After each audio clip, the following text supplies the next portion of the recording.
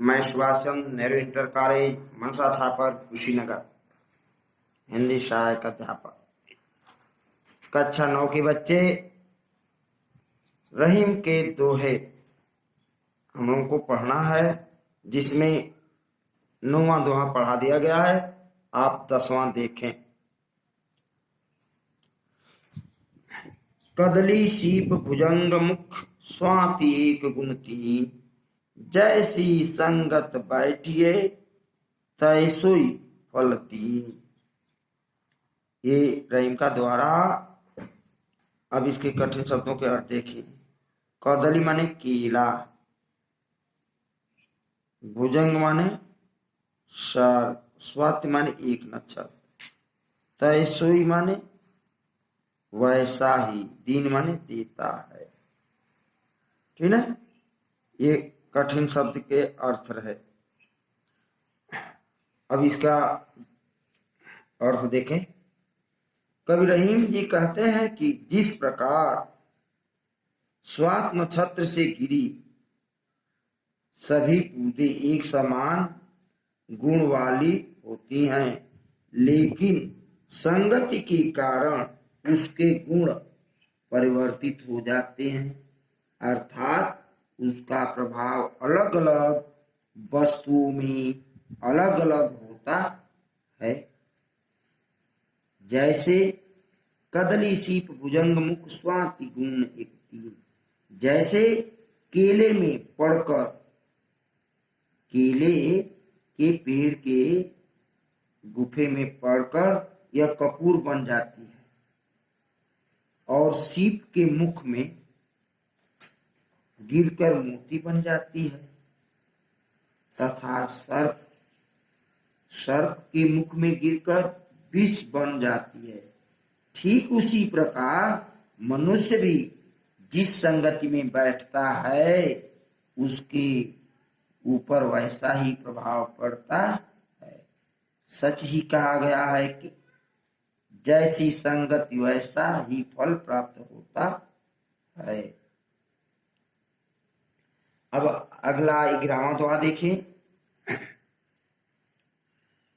तरुवर फल नहीं खात है, सरवर पिय न पान, कई रहीम पर काज हित, संपत्ति सच ही सुजान।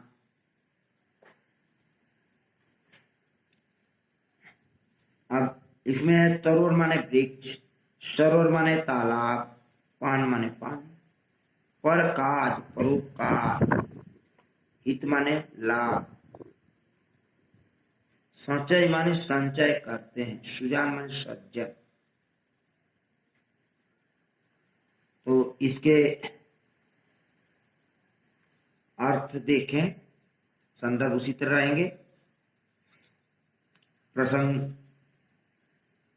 भी इसका लिखेंगे। प्रस्तुत दोहे में रहीम ने परोपकार की महत्ता का वर्णन किया है।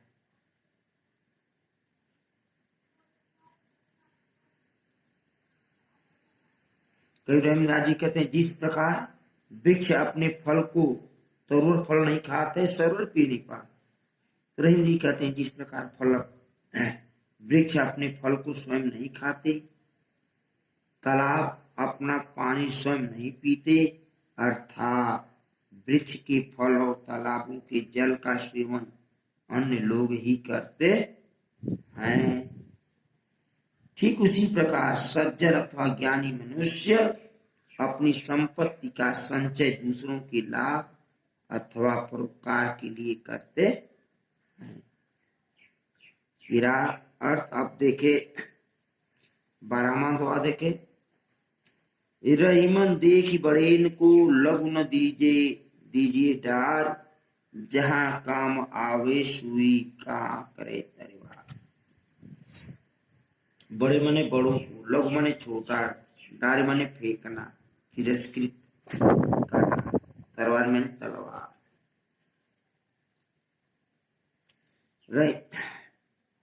कवि रहीम जी कहते हैं कि बड़ों को देखकर कभी छोटों का निरादर नहीं करना चाहिए। जिस प्रकार सुई का काम तलवार से नहीं किया जा सकता, उसी प्रकार तलवार का काम सुई से नहीं किया जा सकता।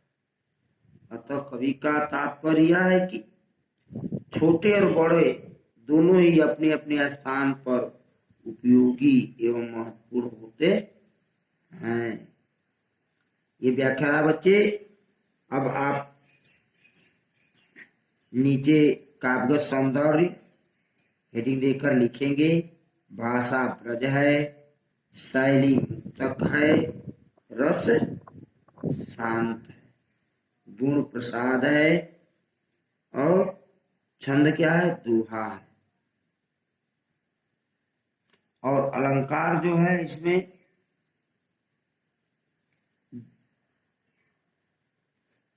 दृष्टांत अलंकार है। तलवार और सुई का तुलना, उपयोगिता और महत्ता को दर्शाया गया, इसलिए दृष्टांत अलंकार होता है। तो ये आज का अंक यही समाप्त होता है बच्चे। धन्यवाद।